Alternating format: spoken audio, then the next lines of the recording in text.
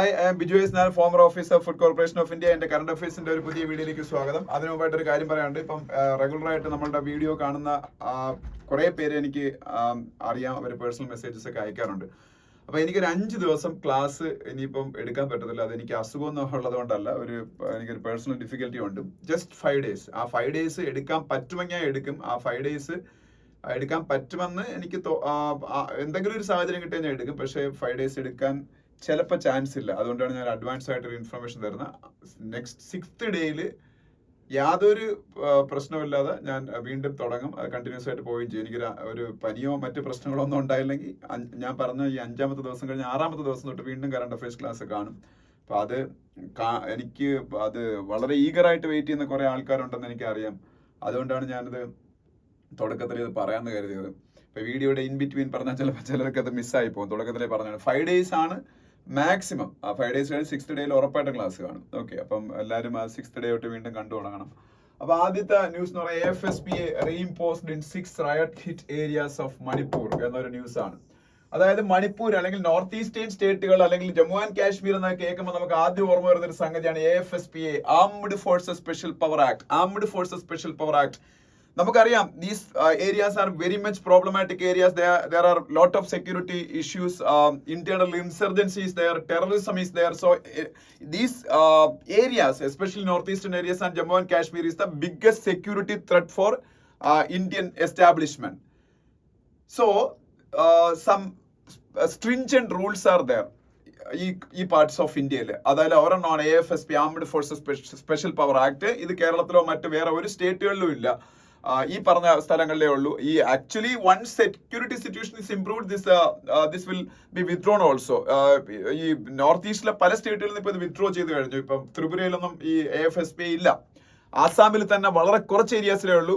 Situation improve ആയിട്ടുള്ള സ്ഥലങ്ങളിൽ നിന്ന് എല്ലാം അത് റിമൂവ് ചെയ്തു. അപ്പൊ ഇത് പതുക്കെ റിമൂവ് ചെയ്യും. പേര് തന്നെ armed forces special power act എന്നാണ്. ആംഡ് ഫോഴ്സസിന് സ്പെഷ്യൽ പവേഴ്സ് ഉണ്ട്. പട്ടാളത്തിന് മാത്രമല്ല, CRPF പോലുള്ള പാരാമിലിറ്ററി ഫോഴ്സസിന് അവർക്ക് സംശയം തോന്നുന്നവരെ വെടിവെച്ച് കൊല്ലാൻ വരെ അധികാരമുള്ള വകുപ്പാണ് ഈ AFSP, armed forces special power act എന്നുള്ളത്. അപ്പോൾ നിങ്ങൾക്കറിയാം, ഇപ്പൊ മണിപ്പൂർ വീണ്ടും കുറച്ചുകൂടെ കലാപം റയറ്റ് വീണ്ടും സ്റ്റാർട്ട് ചെയ്തിരിക്കുകയാണ്.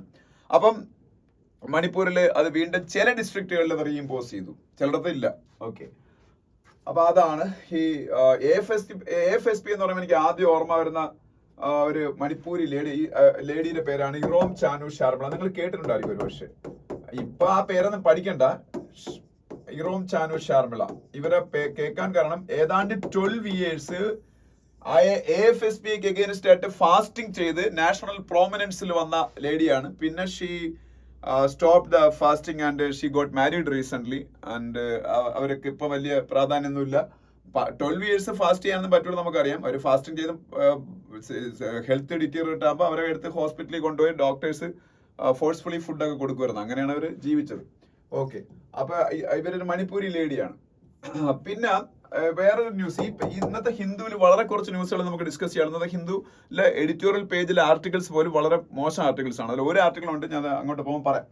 ഇതിലാകെ ഫ്രണ്ട് പേജിൽ 2 ന്യൂസേ പറയാനുള്ളൂ. Exports rebound but October import bill hits new record എന്ന് പറഞ്ഞ ന്യൂസ്. എല്ലാ മാസവും നമ്മളുടെ എക്സ്പോർട്ടും ഇമ്പോർട്ടും കാൽക്കുലേറ്റ് ചെയ്യും. Because India is trying to become an export oriented economy and also trying to reduce the import from other countries. Because import കുറച്ചിട്ട് നമ്മൾ സെൽഫ് റിലയന്റ് ആവുക, സെൽഫ് സഫീഷ്യന്റ് ആവുകയല്ലേ ഏത് രാജ്യത്തിന്റെ ലക്ഷ്യം എന്ന് പറയുന്നത്. പക്ഷേ still India cannot completely abolish import from other countries, mainly because of the fact that our oil needs are getting satisfied from the imports from other countries. Around 85% of India's oil needs are satisfied through imports from other countries. അപ്പോൾ ഇന്ത്യയുടെ oil needs, petroleum needs നമുക്ക് ഒരിക്കലും replace ചെയ്യാൻ പറ്റത്തില്ല വേറെ എന്തെങ്കിലും കൊണ്ട്. അപ്പോൾ അതുകൊണ്ട് തന്നെ ഇമ്പോർട്ട് എന്ന് പറയുന്ന സംഭവം എപ്പോഴും എക്സ്പോർട്ടിനെക്കാളും കൂടുതലായിരിക്കും.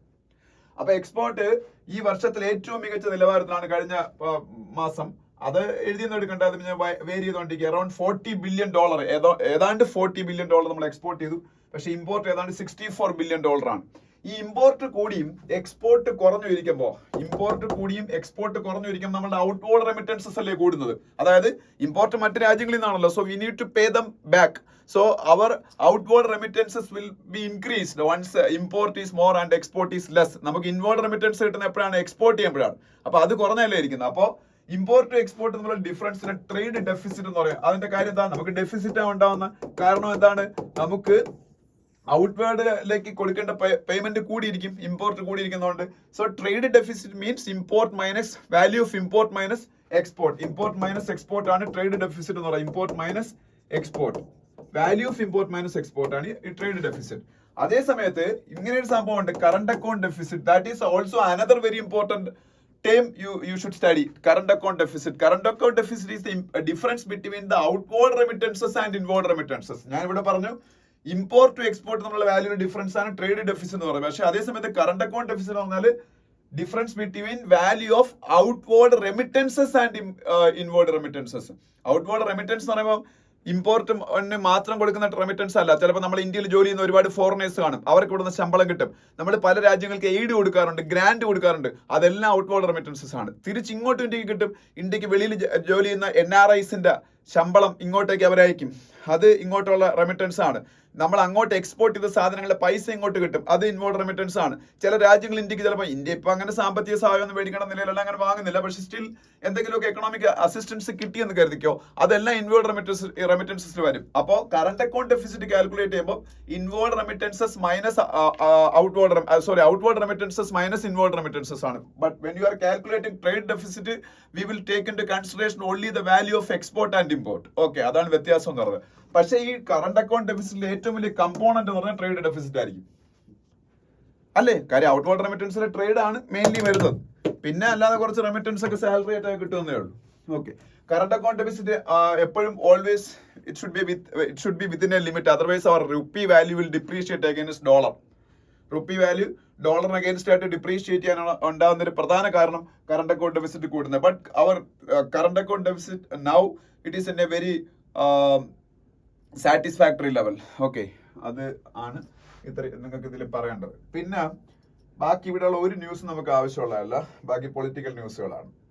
പിന്നെ നെക്സ്റ്റ് പേജിലേക്ക് പോകുമ്പോൾ സ്റ്റേറ്റ്സ് പേജ്, ഒരു കാര്യം ഇവിടെ പറയാനല്ല, ഞാൻ നോക്കിയ കാര്യമാണ്. നമുക്ക് ധൻഖർ, നമ്മളുടെ വൈസ് പ്രസിഡന്റ് ജഗദീപ് ധൻഖറിന്റെ ഒരു സ്റ്റേറ്റ്മെന്റ് വേണം. വൈസ് പ്രസിഡന്റ് ഓഫ് ഇന്ത്യ ആരാണ്? Jagdeep Dhankhar vice president of India എന്നുള്ളതിനൊപ്പം തന്നെ നമ്മൾ പഠിക്കേണ്ട മറ്റൊരു കാര്യമാണ് രാജ്യസഭ ചെയർമാൻ ആണെന്നുള്ള കാര്യം. രാജ്യസഭ എന്ന് പറഞ്ഞ ഇന്ത്യൻ പാർലമെന്റിന്റെ ഒരു ഘടകം, ഒരു കോൺസ്റ്റിറ്റ്യൂവന്റ്. ആ രാജ്യസഭയുടെ ഹെഡ് എപ്പോഴും ഇന്ത്യയുടെ വൈസ് പ്രസിഡന്റ് ആയിരിക്കും. ലോക്സഭയ്ക്ക് ലോക്സഭ സ്പീക്കർ ആണ്. Lok Sabha speaker will be elected from the MPs in Lok Sabha. One MP among the Lok Sabha MPs will become the Speaker of Lok Sabha. But in the case of Rajya Sabha, the chairman of Rajya Sabha will always be the vice president of India as per the constitution of India. He is not a member of Rajya Sabha. അതാണ് വ്യത്യാസം. ലോക്സഭയിലെ member ആണ് Lok Sabha speaker ആവുന്നത്. അതേസമയത്ത് രാജ്യസഭയിലെ member അല്ല vice president. Okay, അപ്പൊ ഇപ്പൊ അത് ജഗദീപ് ധൻഖർ ആണ്. പിന്നെ ഇവിടെ ബാക്കി ഒരു ന്യൂസ് നമുക്ക് ആവശ്യമില്ല, കംപ്ലീറ്റ് പൊളിറ്റിക്കൽ ന്യൂസുകളാണ്. സ്റ്റേറ്റ് ലെവലിലുള്ള ഇലക്ഷൻ, മഹാരാഷ്ട്ര, ജാർഖണ്ഡ്, അതിന്റെയൊക്കെ. ഈ പേജ് നമുക്ക് വേണ്ട, ഇവിടെയും ലോക്കൽ ന്യൂസുകളാണ്. സ്പോട്ട്ലൈറ്റ് ഫ്രൈഡേസിൽ വരുന്നൊരു പേജാണ്, നിങ്ങൾക്ക് ആവശ്യമുണ്ടെങ്കിൽ വായിച്ചു നോക്കുക. അതിനപ്പുറം അതിന് വലിയ പ്രാധാന്യം. മെട്രോ പ്ലസും അതുപോലെ ഫ്രൈഡേ വരുന്നൊരു പേജാണ്. പിന്നെ എഡിറ്റോറിയൽ, ഇന്നത്തെ എഡിറ്റോറിയലിൽ ഫസ്റ്റ് എഡിറ്റോറിയൽ മാത്രമാണ് ഒരു പ്രാധാന്യമുള്ളത്. എഡിറ്റോറിയൽ പേജിലെ മറ്റ് ആർട്ടിക്കിൾസും ഞാൻ പറയാം ഇപ്പം അതിന്റെ കാര്യം. ഫസ്റ്റ് ആർട്ടിക്കിളിന് വലിയ പ്രാധാന്യമുണ്ട്, ഫസ്റ്റ് എഡിറ്റോറിയലിന്. സെക്കൻഡ് എഡിറ്റോറിയൽ അത്ര ഇമ്പോർട്ടന്റ് അല്ലെന്നല്ല, നമ്മൾ പലതവണ ഈ ഇടയ്ക്ക് അതുമായിട്ട് ബന്ധപ്പെട്ട എഡിറ്റോറിയൽസ് വായിച്ചിട്ടുള്ളതാണ്. അത് നമുക്ക് നോക്കാം. റേസിംഗ് ഇംപ്യൂണിറ്റി എന്ന് പറയുന്ന എഡിറ്റോറിയൽ ഈ ഹിന്ദുവിൽ ഇന്നലെ വന്ന മെയിൻ ന്യൂസ് ഇതിനെ കുറിച്ചായിരുന്നു. Supreme court of India gave a verdict regarding the bulldozer politics yesterday. Bulldozer politics എന്ന് പറഞ്ഞാൽ നമുക്കറിയാം, യോഗി ആദിത്യനാഥ് ആണ് തുടങ്ങി വെച്ചത്. ഉത്തർപ്രദേശിന്റെ chief minister. Law and order situation ഉത്തർപ്രദേശിൽ ഇംപ്രൂവ് ചെയ്യുന്നതിന്റെ ഭാഗമായിട്ട് അദ്ദേഹം അത് ചെയ്തുകൊണ്ട് അദ്ദേഹത്തിന്റെ സപ്പോർട്ടേഴ്സിന്റെ വലിയ കയ്യടി കിട്ടിയ ഒരു സംഭവമായിരുന്നു. പക്ഷെ അത് പിന്നീട് ഹിന്ദുത്വ പൊളിറ്റിക്സിന്റെയും കമ്മ്യൂണൽ പൊളിറ്റിക്സിന്റെയും ഭാഗമാണെന്ന് ആരോപണം വന്നു. കാരണം പലപ്പോഴും മൈനോറിറ്റി കമ്മ്യൂണിറ്റീസ് ഒക്കെ ഏതെങ്കിലും തരത്തിലുള്ള റൈറ്റ്സിലൊക്കെ എൻഗേജ് ചെയ്യുമ്പോൾ അവരുടെ വീടുകൾ പലപ്പോഴും ഇടിച്ചു നിർത്തപ്പെടുകയോ അല്ലെങ്കിൽ അവരുടെ കൊമേഴ്ഷ്യൽ ബിൽഡിങ്ങുകളൊക്കെ ഇടിച്ചു നിർത്തപ്പെടുന്ന സിറ്റുവേഷൻ ഉണ്ട്. പക്ഷെ ഇത് ഉത്തർപ്രദേശിൽ മാത്രമല്ല, ഇതിന്റെ അകത്ത് തന്നെ പറഞ്ഞത് ഡൽഹിയിൽ നടന്നു. Delhi is being governed by Aam Aadmi Party. At that time, Arvind Kejriwal was the chief minister of Delhi. But അവിടെയും അത് അരങ്ങേറി. മെയിൻലി BJP റൂൾഡ് സ്റ്റേറ്റുകളായിരുന്നു. അപ്പം ഇതിന് അഗെയിൻസ്റ്റ് ആയിട്ട് വലിയ ഈ ആക്ടിവിസ്റ്റുകളൊക്കെ പ്രശ്നം ഉണ്ടാക്കി, അഫക്റ്റഡ് ആയിട്ടുള്ള പാർട്ടീസ് പ്രശ്നം ഉണ്ടാക്കി, അവർ സുപ്രീം കോർട്ട് ഓഫ് ഇന്ത്യയിൽ അപ്രോച്ച് ചെയ്ത് സുപ്രീം കോർട്ട് അപ്പോൾ ഒരു ക്ലിയർ ആയിട്ടുള്ളൊരു ഒരു ഡയറക്ഷൻ കൊടുത്തിരിക്കുകയാണ്. ഒന്നാമത്തെ കാര്യം, ഈ പ്യൂണിറ്റീവ് മെഷേഴ്സ് എന്ന് പറയുന്നത് സുപ്രീം കോടതികളുടെ ജോലിയാണ്. Punishment, if A crime is done, the punishment will be determined by the, or quantum of punishment will be determined by the judiciary in India. Lower judiciary, middle ലെവലിലെ judiciary, upper judiciary ഒക്കെ ഉണ്ടല്ലോ, അവരാണ്. അപ്പം എക്സിക്യൂട്ടീവിന് ഈ പറഞ്ഞ പണിഷ്മെന്റിന്റെ punitive ആക്ഷന്റെ ആ ഒരു role എടുക്കാനുള്ള അവകാശമില്ല, first of all. Second, right to shelter എന്ന് പറയുന്നൊരു സംഭവമുണ്ട്, താമസിക്കാനുള്ള അവകാശം. അപ്പൊ അത് പലപ്പോഴും വയലേറ്റ് ചെയ്യപ്പെടുന്നു. അത് മാത്രമല്ല, ഒരു ഫാമിലിയിൽ ഒരു മെമ്പർ ഒരു ക്രൈം ചെയ്തതിന്റെ പേരിൽ അയാളുടെ ഫാമിലിയിലെ കുട്ടികളും സ്ത്രീകളും അടങ്ങുന്ന നിരപരാധികൾക്കും കൂടെയാണ് അതിന്റെ പ്രശ്നം ഉണ്ടാകുന്നത് once their shelter is demolished. അപ്പം അതും ഫണ്ടമെന്റൽ റൈറ്റ്സിന് അഗെയിൻസ്റ്റ് ആണ്. അപ്പം അതും സുപ്രീം കോടതി കൺസിഡർ ചെയ്തു. പിന്നെ കൺസിഡർ ചെയ്യുന്ന വെച്ചാൽ പലപ്പോഴും പ്രോപ്പർ ആയിട്ടുള്ള പ്രൊസീജിയേഴ്സ് ഫോളോ ചെയ്യുന്നില്ല. ചിലപ്പോൾ ഈ പറഞ്ഞ ആളിന്റെ, ചിലപ്പോഴുള്ള മിക്ക കേസിലും അയാളുടെ വീടോ അല്ലെങ്കിൽ അയാളുടെ ബിൽഡിങ്ങോ ഒക്കെ ഇല്ലീഗലി കൺസ്ട്രക്ട് ചെയ്തതൊക്കെ ആവാം. പക്ഷേ അവർക്ക് 15 days പ്രയർ ആയിട്ടുള്ള നോട്ടീസ് കൊടുക്കണം. പലപ്പോഴും ഈ അതോറിറ്റീസ് അങ്ങനെ കൊടുത്തതായിട്ട് രേഖകൾ ഉണ്ടാക്കും, അത് ഫോർജ്ഡ് രേഖകളായിരിക്കും. അപ്പൊ അതിന് സുപ്രീം കോടതി ചെയ്ത് എന്താണെന്ന് അറിയാമോ, 15 days മുമ്പ് ഇതിന്റെ കൊടുത്തതായിട്ടുള്ള രജിസ്റ്റേർഡ് തപാലില് ഇത് വേണം. അതിനുശേഷം അവർക്ക് ഗ്രീവൻസസ് ഉണ്ടെങ്കിൽ അത് റേസ് ചെയ്യാനുള്ള ഇത് വേണം, ഒരു പ്ലാറ്റ്ഫോം വേണം. അവർക്ക് കോർട്ടിനോ വല്ലോ അപ്രോച്ച് ചെയ്യണമെങ്കിൽ അതിനുള്ള ഒരു ടൈം കൊടുക്കണം. ഒപ്പം ഒരു പോർട്ടൽ ഉണ്ടാക്കണം എന്ന് പറഞ്ഞേക്ക്. ഈ പോർട്ടലിൽ ഇവർക്ക് കൊടുത്ത നോട്ടീസ്, ആ നോട്ടീസ് കഴിഞ്ഞതിന് ശേഷം ഒരു ഇൻസ്പെക്ഷന് പോകണം ഈ പറഞ്ഞ അൺഓതറൈസ്ഡ് ആയിട്ട് ഉണ്ടാക്കിയേക്കുന്ന ആ സ്ഥലത്ത്. എന്നിട്ട് ആ ഇൻസ്പെക്ഷനിൽ അവിടുത്തെ 2 വിറ്റ്നസ്സുകളെ കൊണ്ട് സൈൻ വരച്ചേൽപ്പിക്കണം അവിടുത്തെ. എന്നിട്ട് ഇത് നമ്മളുടെ പോർട്ടലിൽ അപ്ലോഡ് ചെയ്യണം. അപ്പൊ പിന്നെ ഫോർജ് ചെയ്യാൻ പറ്റുമോ? ഇതിപ്പോ വിതിൻ 3 months ആ പോർട്ടൽ ഉണ്ടാക്കണം എന്ന് പറഞ്ഞേക്കാ വെബ്സൈറ്റ്, അതിനകത്ത് ഇതൊക്കെ ചെയ്യാനുള്ളത്. അപ്പൊ പിന്നെ ഇതൊന്നും നടക്കൂല. അപ്പം കോർട്ട് വളരെ നല്ലൊരു കാര്യമാണ് ചെയ്തേക്കുന്നത്. അപ്പം ഇതിലൊരു ഇങ്ങനെ ഇല്ലീഗലി ഇതുപോലുള്ള ഡോക്യുമെന്റ്സ് ഒക്കെ ഫോർജ് ചെയ്തിട്ട് പെട്ടെന്ന് ഈ ഹൗസസ് ഒക്കെ ഡിമോളിഷ് ചെയ്തെന്ന് പരിപാടി സ്റ്റോപ്പ് ചെയ്യാൻ പറ്റും. അത് മാത്രമല്ല, ഇതിൽ ഏതെങ്കിലും ഘട്ടത്തില് ഈ ഗവൺമെന്റ് ഒഫീഷ്യൽസ് ഡോക്യുമെന്റ്സ് ഫോർജ് ചെയ്തതായിട്ടോ അല്ലെങ്കിൽ എന്തെങ്കിലും ഇല്ലീഗാലിറ്റി കാണിച്ചതായിട്ടോ കണ്ടെത്തിയാൽ they will be given stringent punishment എന്നാണ് കോർട്ട് പറഞ്ഞേക്കുന്നത്. അപ്പം അത് വളരെ നല്ലൊരു കാര്യമാണെന്നുള്ള രീതിയിലുള്ള എഡിറ്റോറിയലാണ് ഹിന്ദുവിലെ ഫസ്റ്റ് എഡിറ്റോറിയൽ എന്ന് പറഞ്ഞത്. സെക്കൻഡ് എഡിറ്റോറിയൽ ഞാൻ എന്തുകൊണ്ടാണ് ഇതിന് പ്രാധാന്യമുള്ളതെന്നല്ല, actually it is of national importance, no doubt about it, because it is speaking about the safety concerns of healthcare professionals in India, especially doctors. Okay, violence against doctors are increasing day by day. നിങ്ങൾക്കറിയാം, ആർജിക്കർ എന്ന് പറയുന്ന medical കോളേജിൽ കൊൽക്കത്തയിൽ ഉണ്ടായിരുന്ന പ്രശ്നം. ഇപ്പൊ ഇന്നലെ ചെന്നൈയിലെ ഒരു ഹോസ്പിറ്റലിൽ ഒരു ഡോക്ടറിന്, അതും ഹീസ് എ ഹാർട്ട് പേഷ്യന്റ് ആയിട്ടുള്ള ഡോക്ടറിനെ മൾട്ടിപ്പിൾ സ്റ്റാബിങ് ചെയ്തു ഒരു ആള്. അയാളുടെ അമ്മയ്ക്ക് കൊടുത്ത ട്രീറ്റ്മെന്റിൽ പ്രശ്നം ഉണ്ടായിരുന്നു എന്നുള്ള പേരില്. അപ്പൊ പുള്ളി ഒരു സൂപ്പർ സ്പെഷ്യാലിറ്റി ഹോസ്പിറ്റലിൽ വർക്ക് ചെയ്തുകൊണ്ടിരുന്ന ആളായതുകൊണ്ട് ആ ഹോസ്പിറ്റലിലെ കംപ്ലീറ്റ് ഡിപ്പാർട്ട്മെന്റ്സ് ഉണർന്ന് പ്രവർത്തിച്ച് അദ്ദേഹത്തിന് ഏറ്റവും ബെസ്റ്റ് ട്രീറ്റ്മെന്റ് കൊടുത്തതുകൊണ്ട് മാത്രം ആ ഡോക്ടർ ഇപ്പോഴും ജീവനോടെ ഇരിക്കുന്നു. മനസ്സിലായോ? അപ്പം ഇതിന്റെ അടിസ്ഥാനത്തില് എന്തൊക്കെ സേഫ്റ്റി മെഷേഴ്സ് ആണ് ഹോസ്പിറ്റൽസിൽ എടുക്കേണ്ടത്? ഒരു നൈഫും കൊണ്ട് ഈ പറഞ്ഞ പേഷ്യന്റിന്റെ ബൈസ്റ്റാൻഡർ, ആ പേഷ്യന്റിന്റെ മകന് ആ ഹോസ്പിറ്റലിൽ കയറി വരാൻ പറ്റി. അപ്പൊ CCTV സർവൈലൻസ്, അതുപോലെ ഈ നമ്മളെ സ്കാനിങ്, മെറ്റൽ ഡിറ്റക്ടർ ഒക്കെ സ്കാൻ ചെയ്യുന്ന സംവിധാനങ്ങളെല്ലാം ഹോസ്പിറ്റലുകളിൽ ഏർപ്പെടുത്തിയിരുന്നെങ്കിൽ ആ ഒരു ഇൻസിഡന്റ് ഒഴിവാക്കാമായിരുന്നു. പ്ലസ് ഡോക്ടേഴ്സ് ഈ ബൈസ്റ്റാൻഡറിനോടോ അല്ലെങ്കിൽ അവരുടെ ക്ലോസ് റിലേറ്റീവ്സിനോടോ ഒരു ട്രീറ്റ്മെന്റ് ചെയ്യുന്നതിന് മുമ്പായിട്ട് ഈ പേഷ്യന്റിന് എന്തൊക്കെ കോൺസിക്വൻസ്, എന്തൊക്കെ സൈഡ് ഇഫക്ട്സ് ഈ ട്രീറ്റ്മെന്റ് കൊണ്ട് വരാമെന്ന് വളരെ ഹ്യൂമെയിൻ ആയിട്ടുള്ള ഒരു അപ്രോച്ചോടുകൂടി എക്സ്പ്ലെയിൻ ചെയ്ത് കൊടുക്കുക. അപ്പൊ പക്ഷേ ഈ കേസിൽ അത് എക്സ്പ്ലെയിൻ ചെയ്ത് കൊടുത്തായിരുന്നു.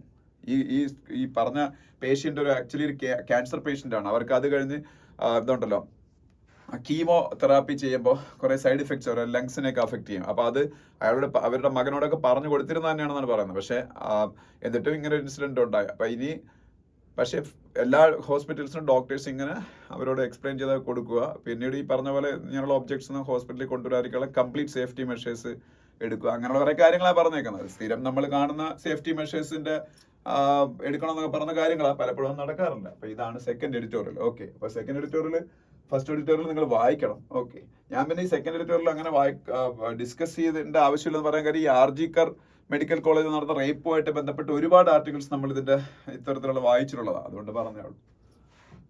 പിന്നെ ഇവിടെ ഈ ആർട്ടിക്കിളൊക്കെ ഉണ്ടല്ലോ, ഈ ഹിന്ദു പോലുള്ള ഒരു ന്യൂസ് പേപ്പർ ഒരിക്കലും പബ്ലിഷ് ചെയ്യാൻ പാടുള്ളതല്ല. A 2024 election result that leaves many astounded എന്ന് പറയുന്ന ആർട്ടിക്കിൾ. ആക്ച്വലി ഇത് ഡിസ്കസ് ഇങ്ങനെ ഒരു ആർട്ടിക്കിൾ ഹിന്ദു എന്നല്ല, ഒരു കേരളത്തിലെ ഈ യെല്ലോ ജേർണലിസം, ഇന്ത്യയിലെ യെല്ലോ ജേർണലിസം, മഞ്ഞപത്രങ്ങൾ എന്നറിയപ്പെടുന്ന പത്രങ്ങൾ ഒഴിച്ച് ബാക്കി ഒന്നിലും ഇങ്ങനെയുള്ള ഇത് വരാൻ പാടില്ല. നിങ്ങളിത് വായിച്ചു നോക്കുമ്പം ഭയങ്കര നല്ല ഇംഗ്ലീഷിലൊക്കെ എഴുതിയേക്കുന്നതുകൊണ്ട് ഭയങ്കര സംഭവമായിട്ട് തോന്നും. പക്ഷെ സ്ഥിരമായിട്ട് പത്രം വായിക്കുന്ന ഒരാൾക്ക് ഇത് കാണുമ്പോൾ പുച്ഛം തോന്നും, കോമൺ സെൻസ് ഉള്ള ഒരാൾക്കും. കാരണം വേറൊന്നുമല്ല, ഡൊണാൾഡ് ട്രംപ് എന്ന് പറയുന്ന ഒരു പൊളിറ്റീഷ്യന് ഞാൻ അദ്ദേഹത്തിന്റെ അഡ്മിറർ ആയതുകൊണ്ട് ഞാൻ പറയുന്നതല്ല. എക്സ് ഓർ വൈ ഒരു രാജ്യത്തെ ജനങ്ങൾ മെജോറിറ്റി വേർഡിക്റ്റോട് കൂടി, ഇപ്പൊ ഇന്ത്യയിലാണെങ്കിൽ നമ്മൾ ഇലക്ട്രോണിക് വോട്ടിംഗ് മെഷീനിൽ ടാമ്പറിംഗ് നടന്നിട്ടാണ് ഇപ്പം നരേന്ദ്രമോദിയും BJP ഒക്കെ തുടർച്ചയായിട്ട് അധികാരത്തിൽ വരുന്ന ഒന്ന് വെറുതെ ഒരു അലിഗേഷൻ ഉന്നയിക്കാറുണ്ട്. അത് ഒരിക്കലും സത്യമല്ല. അങ്ങനെ അല്ല എന്ന് 100% അറിഞ്ഞുകൊണ്ട് തന്നെയാണ് അങ്ങനെ പറയുന്നത്. പക്ഷെ അമേരിക്കയിൽ അങ്ങനെ പോലും അല്ല. അമേരിക്ക ഒരു വേൾഡിലെ മോസ്റ്റ് ഡെവലപ്ഡ് കൺട്രിയാണ്, വേൾഡിലെ ഏറ്റവും ടെക്നോളജിക്കലി അഡ്വാൻസ്ഡ് കൺട്രിയാണ്. അവിടുത്തെ ജനങ്ങൾ എന്ന് പറയുന്നത് അത്യാവശ്യം നല്ല വിവരമുള്ള ആൾക്കാരാണ്. അപ്പൊ അവിടുത്തെ ജനങ്ങൾ അവിടുത്തെ ഒരു പ്രസിഡന്റ് കാൻഡിഡേറ്റിന്, അത് ആരോ ആയിക്കോട്ടെ, എലക്ട് ചെയ്തു.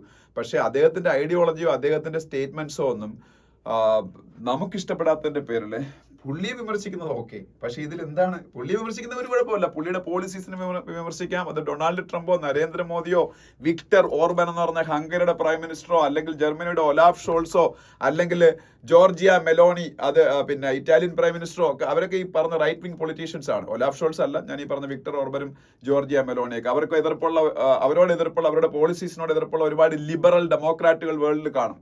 We can criticize them, no problem. But in this particular article, this guy is criticizing American population. He is questioning the wisdom of American population.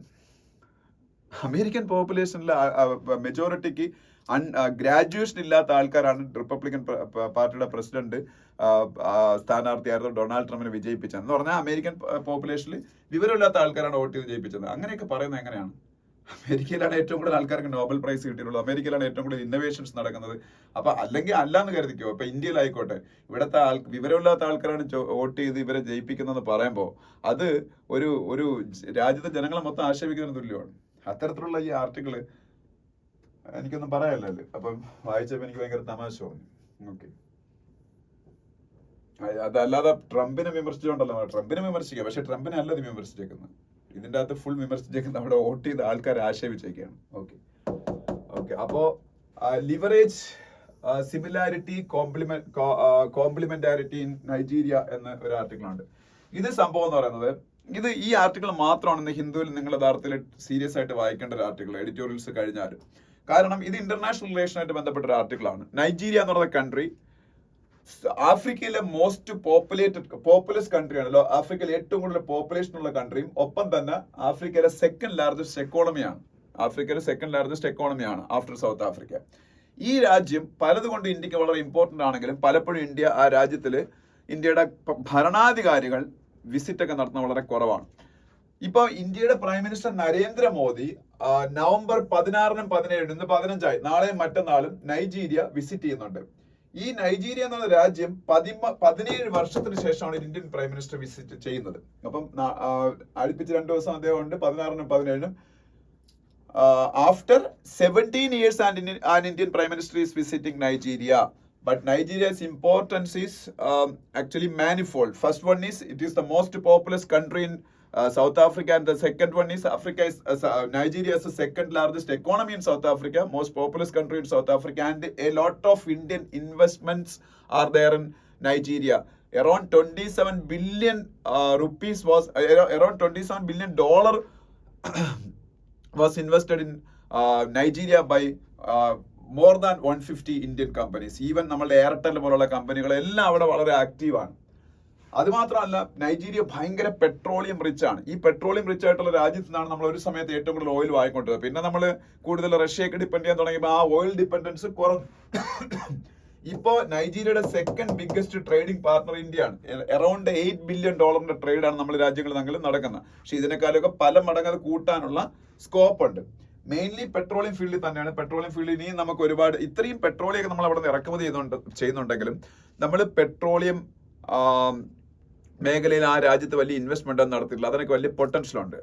ഒപ്പം ഡിഫൻസ്, ഈ നൈജീരിയ ആക്ച്വലി ബോക്കോ ഹാറം പോലുള്ള terrorist ഓർഗനൈസേഷൻസിൽ നിന്ന് വളരെ വലിയ threat face ചെയ്യുന്ന രാജ്യമാണ്. അപ്പൊ ഇന്ത്യക്ക് ഡിഫൻസ് കോഓപ്പറേഷൻ ഉണ്ടാക്കാൻ പറ്റുന്ന രാജ്യമാണ്. എസ്പെഷ്യലി ആഫ്രിക്കയിൽ പല രാജ്യങ്ങളുമായിട്ട് ഇന്ത്യക്ക് ഡിഫൻസ് കോഓപ്പറേഷൻ ഉണ്ട്. നമ്മൾ ഡിഫൻസ് റിലേറ്റഡ് ആയിട്ടുള്ള എക്യുപ്മെന്റ്സ് ഒരുപാട് ഇപ്പൊ എക്സ്പോർട്ട് ചെയ്ത് തുടങ്ങി.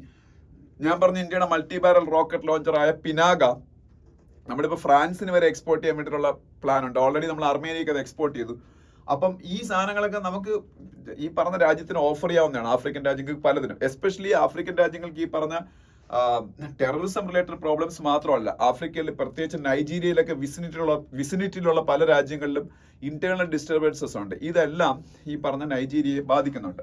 അത് മാത്രമല്ല, നൈജീരിയയുടെ പ്രസിഡന്റായിട്ട് പുതിയ ആള് ബോല ടിനുബു അധികാരത്തിൽ വന്നതിന് ശേഷം അവിടെ കുറച്ച് എക്കണോമിക് ക്രൈസിസ് ഒക്കെ ഉണ്ട്. അപ്പൊ ഈ എക്കണോമിക് ക്രൈസിസ് ഒക്കെ ഉള്ളത് കൊണ്ട് തന്നെ ഇന്ത്യക്ക് അവർക്ക് ഗ്രാന്റ്സ് കൊടുക്കാൻ പറ്റും. ഇന്ത്യക്ക് വേണമെന്നുണ്ടെങ്കിൽ അവിടെ കുറെ ഇൻവെസ്റ്റ്മെന്റും ഒക്കെ ചെയ്ത് അവരുടെ ഡെവലപ്മെന്റൽ ആക്ടിവിറ്റീസിന് അവരോടൊപ്പം ചേർന്ന് പ്രവർത്തിക്കാൻ പറ്റും. അപ്പൊ നമുക്ക് അതുവഴി ഈ ആഫ്രിക്കയിലെ ഏറ്റവും പോപ്പുലേറ്റഡ് ആയിട്ടുള്ള കൺട്രി, ആഫ്രിക്കയിലെ സെക്കൻഡ് ലാർജസ്റ്റ് എക്കണോമി, നമുക്ക് നമ്മുടെ ഫുട് പ്രിന്റ് കൂട്ടി എടുക്കാൻ പറ്റും. ഈ ആഫ്രിക്കൻ കോണ്ടിനെന്റിലാണ് ഇപ്പൊ ഏറ്റവും കൂടുതൽ ചൈന കോൺസെൻട്രേറ്റ് ചെയ്തിരിക്കുന്നത്. അതിന്റെ കാരണം ആഫ്രിക്ക എന്ന് പറഞ്ഞാൽ നമ്മളെ ഈ ഗൾഫ് പോലെ തന്നെ ഒരുപാട് റിസോഴ്സ് റിച്ച് ആണ്, അതായത് മെയിൻലി പെട്രോളിയത്തിന്റെ കാര്യത്തിൽ. അത് മാത്രമല്ല പല റെയർ മിനറൽസും ഒക്കെയുള്ള രാജ്യമാണ്. ഇതെല്ലാം ചൈന അവിടെ നിന്ന് എക്സ്ട്രാക്ട് ചെയ്തുകൊണ്ടിരിക്കുകയാണ്. അപ്പൊ നമുക്ക് ഒരു നല്ല ഗുഡ് വിൽ ഉള്ള രാജ്യമാണ് ഈ നൈജീരിയ എന്ന് പറയുന്നത്. ഇന്ത്യൻ ഡയസ്പോര ആഫ്രിക്കയിൽ ഏറ്റവും കൂടുതലുള്ള ഒരു രാജ്യമാണ്. ഏതാണ്ട് 50,000 ഇന്ത്യക്കാർ അവിടെ താമസിക്കുന്നുണ്ട്. അവരിൽ പലരും റിച്ച് ആണ്. അവർ നൈജീരിയയുടെ ഡെവലപ്മെന്റിന് വലിയ കോൺട്രിബ്യൂഷൻസ് കൊടുക്കുന്ന ആൾക്കാരുമാണ്. അവരവിടെ ഇൻവെസ്റ്റ് ചെയ്യുന്ന ആൾക്കാരാണ്, മനസ്സിലായി. അല്ല അവിടെ പോയി ജോലി ചെയ്ത് പൈസ നാട്ടിലേക്ക് അയക്കാൻ വേണ്ടി അവിടെ പോകുന്ന ആൾക്കാരല്ല. അപ്പൊ ഇവരുടെയൊക്കെ കോൺട്രിബ്യൂഷൻസിന്റെ ബേസിൽ അവിടെ വലിയ ഗുഡ് വിൽ ജനറേറ്റ് ചെയ്തെടുത്താൽ ആദ്യം നൈജീരിയയിൽ നല്ലൊരു ഫുട് പ്രിന്റ് ഉണ്ടാക്കി നമുക്ക് അവിടെ നിന്ന് മറ്റ് ആഫ്രിക്കൻ രാജ്യങ്ങളിലേക്ക് അത് വ്യാപിപ്പിക്കാൻ പറ്റും. അതിപ്പോൾ ഇന്ത്യ ചെയ്യുന്നുണ്ട്. But India should try more എന്താ പറയുക, കൂടുതലായിട്ട് ഇന്ത്യ ട്രൈ ചെയ്യുക. എന്നിട്ട് ഇന്ത്യ അതിനുവേണ്ടിയിട്ട് കൂടുതൽ സ്ട്രൈവ് ചെയ്യുക. അങ്ങനെ നമ്മൾ ആഫ്രിക്കയിലെ മോസ്റ്റ് പോപ്പുലസ് നേഷൻ ആയിട്ടുള്ള നൈജീരിയയിൽ ഒരു ഗുഡ് വിൽ ജനറേറ്റ് ചെയ്ത്, അല്ലെങ്കിൽ ഇപ്പോൾ ഉള്ള ഗുഡ് വിൽ വീണ്ടും എൻഹാൻസ് ചെയ്ത് ഈ രണ്ട് രാജ്യങ്ങളും തമ്മിലുള്ള ബന്ധം ഊട്ടിയുറപ്പിക്കുക. അതിന് ഫ്രീക്വന്റ് സ്റ്റേറ്റ് വിസിറ്റ്സ് ഒക്കെ വേണം. ഇന്ത്യയിലെ ലീഡർ 17 വർഷം കൂടുമ്പോൾ അവിടെ പോയാൽ പോരാ. അവിടുത്തെ ലീഡർ അതുപോലെ ഇന്ത്യ ഫ്രീക്വന്റ് ആയിട്ട് വിസിറ്റ് ചെയ്യുക. ഇത്തരത്തിലുള്ള കമ്മ്യൂണിക്കേഷൻസ് അല്ലെങ്കിൽ ആ ഒരു വിസിറ്റ്സ് ഇതെല്ലാം അതിന് ആ ഒരു റിലേഷൻഷിപ്പിനെ വേറൊരു ലെവലിലേക്ക് കൊണ്ടുപോകാൻ സഹായിക്കും എന്നൊക്കെയാണ് എഡിറ്റോറിയൽ പറയുന്നത്. ഇനി പാകിസ്ഥാനുമായിട്ടുള്ള ക്രിക്കറ്റ് ഇന്ത്യ ബോയ്ക്കോട്ട് ചെയ്യണോ എന്നൊക്കെയുള്ള ഒരു ആർട്ടിക്കിളാണ്. പിന്നെ അത് ഞാൻ പറഞ്ഞില്ല, ഇതൊന്നും നമുക്ക് ആവശ്യമുള്ളതൊന്നുമല്ല. പിന്നെ കാനഡയില് ഇപ്പൊ അവര് സ്റ്റുഡന്റ് വിസ കൊടുക്കുന്നതിൽ വരുത്തിയ ചേഞ്ചുകൾ, അതൊക്കെ നിങ്ങൾ കാനഡയിൽ പോകാൻ താല്പര്യമുള്ളവരാണെങ്കിൽ വായിച്ചു നോക്കുക, അല്ലാതെ വലിയ കാര്യമൊന്നുമില്ല. പിന്നെ നമ്മൾ മറ്റ് ആർട്ടിക്കിൾസിലേക്ക് പോകുമ്പോൾ ഈ പേജിൽ ഒരു കാര്യം മാത്രമാണ് നമുക്ക് പറയാനുള്ളത്. ഇന്ന് നവംബർ 15 ആണ്. നവംബർ 15 ആയതുകൊണ്ട് തന്നെ ഇന്നത്തെ ദിവസത്തിന്റെ പ്രത്യേകതയുണ്ട്. ഇന്നലത്തെ ദിവസത്തിന്റെ പ്രത്യേകത നിങ്ങൾക്ക് എല്ലാവർക്കും അറിയാം. ജവഹർലാൽ നെഹ്റുവിന്റെ ബർത്ത്ഡേ, ഇന്ത്യയിൽ ചിൽഡ്രൻസ് ഡേ ആണ്. പക്ഷെ ഇന്ന് November 15 is another important day for India. ട്രൈബൽസിന്റെ ഏറ്റവും വലിയ ഐക്കൺ ആണ് ബിർസ മുണ്ട. ട്രൈബൽ കമ്മ്യൂണിറ്റിയുടെ ഏറ്റവും വലിയ icon. He was A freedom fighter also. And his 150th birthday is on November 15. November 15, 2024. November 15 ആണ് അല്ലെങ്കിൽ അദ്ദേഹത്തിന്റെ ബർത്ത്ഡേ. 150th ബർത്ത്ഡേ 2024 നവംബർ 15 ആണ്. അപ്പം ഈ ദിവസം എല്ലാ വർഷവും നവംബർ 15 ഇന്ത്യയിൽ ജൻജാതീയ ഗൗരവ് ദിവസാണ്. ജൻജാതീയ ഗൗരവ് ദിവസ്, അതായത് ആദിവാസികളുടെ ഏറ്റവും ശ്രേഷ്ഠമായ ദിവസം എന്നുള്ള രീതിയിൽ Janjatiya Gaurav Divas is Birsa Munda's birthday, November 15th. So today is November 15th, so it is very important day for government of India and various tribal organizations in India. They are celebrating the birthday of one of the greatest freedom fighters from Adivasi community, Birsa Munda. You know the name of Ranchi airport, that is Birsa Munda International Airport. Actually he is from that part of India. Okay, Jharkhand, Bihar ആ പാർട്ടിൽ. അപ്പം അത് പഠിച്ചു വെച്ചേക്കണം. അപ്പൊ അദ്ദേഹത്തിന്റെ birthday celebrate ചെയ്യാൻ വേണ്ടി ഇന്ത്യയിൽ സ്റ്റാമ്പും കോയിനും ഒക്കെ ഇറക്കുന്നുണ്ട് പ്രൈം മിനിസ്റ്റർ. അതാണ്. പിന്നെ നെക്സ്റ്റ് പേജ് പോകുമ്പോൾ ഫുൾ പൊളിറ്റിക്കൽ പേജാണ് വേണ്ട. അതിനടുത്ത പേജിൽ പോകുമ്പോൾ ഇന്ത്യയുടെ പിനാക, ഞാൻ ഇത്തിരി മുമ്പേ പറഞ്ഞേ ഉള്ളൂ, ഇന്ത്യ ഇപ്പോൾ ഫ്രാൻസിനൊക്കെ ഓഫർ ചെയ്യുന്ന ഇന്ത്യയുടെ multi barrel rocket launcher, India indigenously develop ചെയ്ത മൾട്ടി ബാരൽ റോക്കറ്റ് ലോഞ്ചർ ആണ് പിനാക എന്ന് പറയുന്നത്. പിനാക DRDO ഡെവലപ്പ് ചെയ്ത പിനാക. അത് ഇത്രയും കാലം 38 കിലോമീറ്റർ റേഞ്ചേ ഉള്ളായിരുന്നു. അതിന്റെ 75 കിലോമീറ്റർ റേഞ്ചേ ഉള്ള പുതിയ സിസ്റ്റം ഇന്നലെ സക്സസ്ഫുള്ളി അതിന് ടെസ്റ്റ് ഫയർ ചെയ്തു. അപ്പോൾ Pinaka is actually getting a lot of global recognition because of its എന്താ പറയുക ടെക്നിക്കൽ എക്സലൻസ്. അപ്പൊ അത് ഇന്ത്യക്ക് വളരെ നല്ലൊരു വിൽക്കാൻ പറ്റിയ ഒരു സാധനമാണ്. പിന്നെ ഇവിടെയൊക്കെ ഈ കാനഡ എന്നൊരു ടെററിസ്റ്റിന് ഇന്ത്യ എക്സ്ട്രഡിഷൻ ആവശ്യപ്പെടുന്നത്, കാനഡക്കാർ കൊടുക്കാൻ യാതൊരു സാധ്യതയില്ല. പിന്നെ Rajnath to visit Laos next week, may meet Chinese counterpart. ലാവോസിൽ ഉള്ള പ്രത്യേകത, ലാവോസ് ഒരു ആസിയാൻ രാജ്യമാണ്. അപ്പൊ ആസിയാന്റെ മീറ്റിംഗ് നടക്കുന്ന ലാവോസിൽ വെച്ചാണ്. Association of south east Asian നേഷൻസിന്റെ മീറ്റിംഗ് ഇപ്രാവശ്യം ലാവോസിൽ വെച്ച്, അത് കഴിഞ്ഞു, മോഡിയൊക്കെ പങ്കെടുത്തു. പക്ഷെ ഇപ്രാവശ്യം ഇനിയിപ്പോ ആസിയാൻ ഡിഫൻസ് മിനിസ്റ്റേഴ്സ് മീറ്റിംഗ് നടക്കാൻ പോവുകയാണ്. ആസിയാന്റെ ഡിഫൻസ് മിനിസ്റ്റേഴ്സ് മീറ്റിംഗ്. അപ്പൊ അതില് ഇന്ത്യയും ഒരു പാർട്ണറാണ് ആസിയാന്റെ. India is not a member of ASEAN, India is not a member of south east Asia, that's why India is not a member of ASEAN, but still India is a observer in ASEAN. So whenever ASEAN meeting happens, India will be automatically invited for that meeting. അപ്പോൾ അത് അങ്ങനെയാണ് Rajnath Singh ASEAN defence ministers മീറ്റിംഗിന് പോകുന്നത്. പിന്നെ ഈ onion, potato, tomato price increase ചെയ്യുന്നതിനെ കുറിച്ചുള്ള ഒരു വേറൊന്നും പറയാമല്ലോ. അത് ഇൻക്രീസ് ചെയ്യുന്നതുകൊണ്ടാണ് ഇന്ത്യയുടെ കൺസ്യൂമർ പ്രൈസ് ഇൻഡെക്സ് ഇൻഫ്ലേഷൻ കൂടുന്നത്. അതിനെ കുറിച്ചാണല്ലോ എന്തായാലും ഹിന്ദുവിന്റെ എഡിറ്റോറിയലൊക്കെ ഡിസ്കസ് ചെയ്തത്. കൺസ്യൂമർ പ്രൈസ് ഇൻഡെക്സ് ഇൻഫ്ലേഷൻ 6.2% ആയി. 6.2%. 6% is the upper tolerance limit as set by the Reserve Bank of India and Government of India.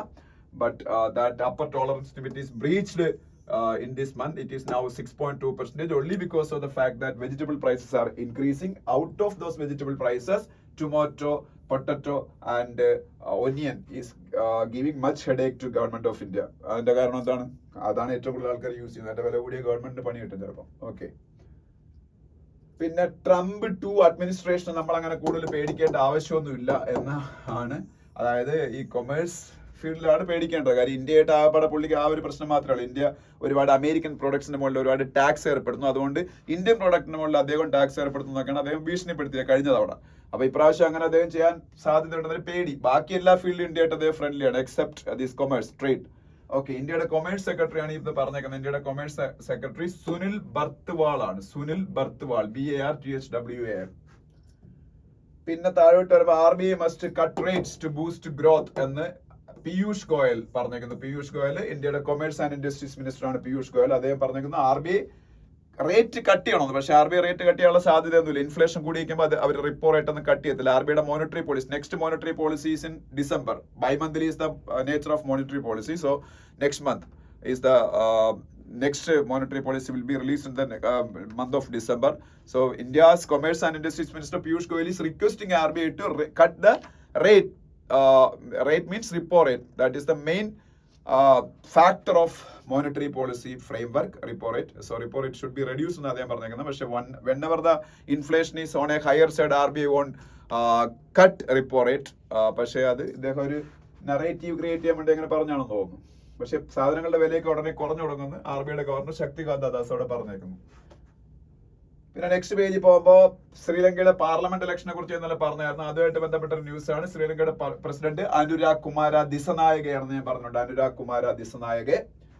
പിന്നെ UN ന്യൂക്ലിയർ ചീഫിന്റെ ഫോട്ടോ അടക്കണം. UN ന്യൂക്ലിയർ ചീഫ് എന്ന് പറഞ്ഞാൽ IAEAയുടെ chief. IAEA is the UN nuclear body, international Atomic Energy Agency. International Atomic Energy Agency is the nuclear arm of United Nations. It is also known as Global Nuclear Watchdog. Global Nuclear Watchdog. And its headquarters is in Vienna, capital of Austria, Vienna. And its chief is Rafael Grossi. Rafael Grossi, he is from Argentina. Rafael Grossi is the chief of International Atomic Energy Agency. Pinna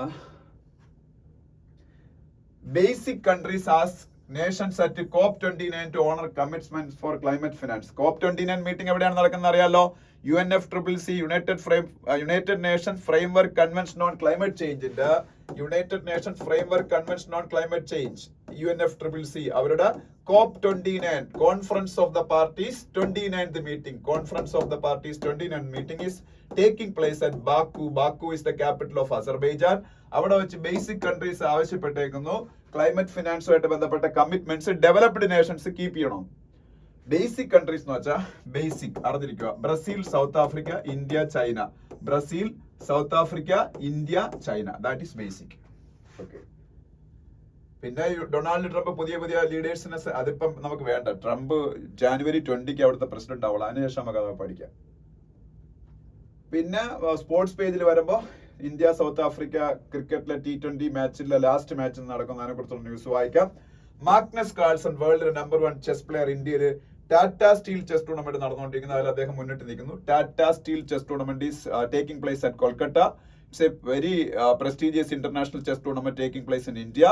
World's best players are playing in this tournament. Magnus Carlsen, world's number 1 chess player, is also taking place in that tournament.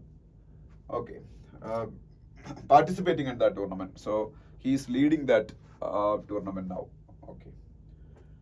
പിന്നെ Ranji trophy എന്നത്തെ പോലെ news ഉണ്ട്. പിന്നെ അതൊക്കെ ഉള്ളൂ. അത്രേ ഉള്ളൂ ഇന്നത്തെ ഹിന്ദു ന്യൂസ് പേപ്പർ. ഓക്കെ, ഇനി നമ്മൾ മിക്കവാറും ഒരു 5 days കഴിഞ്ഞേ കാണും. അതിനു മുമ്പ് കാണാൻ വല്ല നിവൃത്തി ഉണ്ടെങ്കിൽ കാണാം. Thank you.